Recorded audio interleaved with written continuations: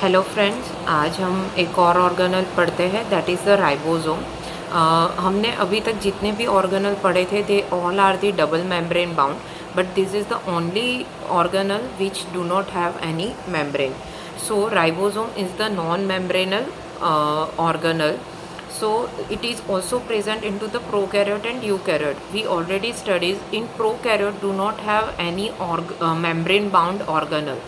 So ribosome is not membrane bound, and this is the only organelle which is present into the prokaryotic cells as well. The ribosome is present in all types of the cells except the mature sperm and mature RBCs. We know mature sperm do not have the function of do not want the protein synthesis, and same the RBC's main function is transportation of oxygen and carbon dioxide.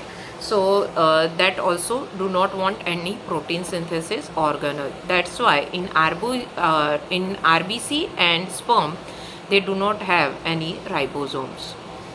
They found into the two organelles as well. Cell में तो होता ही है, but उसके अलावा it is present into the two organelles. This two organelles we already discuss, mitochondria and plastids. They both have the ribosome itself. Cell has the different RBC, different ribosome, as well as the mitochondria and plastids. They both contain the ribosomes. Ribosomes has the find into the two ways, and it is into the free cytoplasm or bounded with the endoplasmic reticulum or nucleus. So we can found ribosome in the two form into the cell. Either it may be into the free form into the cytoplasm, which is not attached with any organelle, or it is attached with the endoplasmic reticulum or nucleus. If it is attached with the endoplasmic reticulum, then it is form the rough endoplasmic reticulum, and sometimes it is also attached with the nucleus. So there are two ways found are ribosome into the cell. The structure of the ribosome. This is the structure of the ribosome. Actually, ribosome is made up of the two subunit, large subunit and small subunit. And these two subunits are not attached with the each other in the free form. When they have to perform the protein synthesis function, at that time only these two subunits are attached with each other. Otherwise, they both are free into the cytoplasm. So, ribosome has the two part. Large subunit looks like the dome-like structure, and small subunits is look like this. So when we discuss that the ribosome is also attached with the endoplasmic reticulum, and I just now said that the into the when they do not have to form the protein, at that time these both are the free. So when they are free, so how they attach to the some any organelle, endoplasmic reticulum or nucleus? At that time the large subunit is only attached with the organelles, and small subunit it is into the free form. Again, into the attached form, the large subunit is only attached with the organelle, or small subunit is a free into the cytoplasm. And obviously in free form these both are the free into the cytoplasm. At the time of the protein synthesis only both subunits are attached with each other. This is the whole structure of the ribosome. The small subunit is attached with the large subunit. Here is the some proteinous fibers which attach the both the part of the ribosomes. Now we move to the size of the ribosome. The size of the ribosome is indicated by the unit Swedberg constant.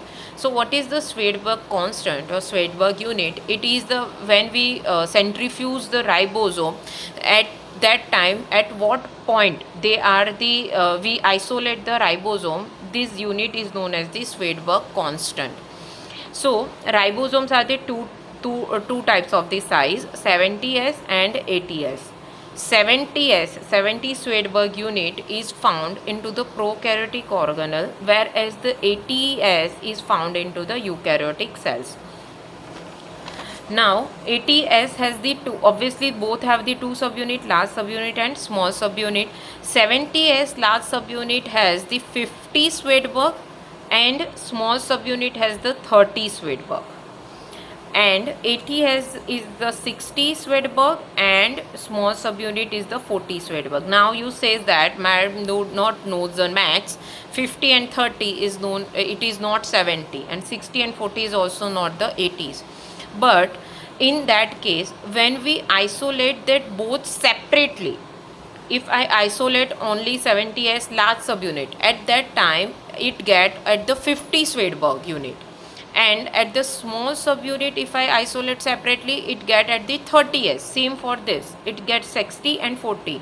But when they attach to each other, and at that time when I isolate or when I separate the ribosome by the centrifugation, at that time I get it at the 70s. Same when they both attach to each other, and after that if I go for the centrifugation, so I get it at the 80s. So separately it's a 60 and 40, but then both are attached, then it get at the 80s. So please remember that it is a 50 and 30 makes the 80, but the total is 70s, and here is not 100, it is a 80s. How they both are assembled to each other? Like the small subunit and large subunit, when the protein synthesis is required, the magnesium is the ion which is the needed for that both attachment, and the because of the magnesium they both are attached to each other. Sometimes two ribosomes are also attached with each other and they form the dimer like this. The another term is also known as, it is known as the polysome and polyribosome. 1 marks most important question. We know that the ribosome main function is the protein synthesis, and protein is formed from the mRNA. We'll discuss into the 12th standard in detail how the protein is synthesized from the mRNA. Here you just have to remember that protein is synthesized from the mRNA. So here into the one mRNA, this pencil line is the mRNA strand, and in one mRNA there are many ribosomes are attached. So this condition is known as the polysome, means the polyribosome. So this is known as the polysome. One more thing you have to remember, that the mRNA is attached at the point of the large and subunit attached with each other. This here, where the large and small subunit attach, at that point only the mRNA is attached. What is the function of ribosome? The main function is ribosome is only protein synthesis, and for that it is also known as the protein factory. So this all about the ribosome. Thank you all of you.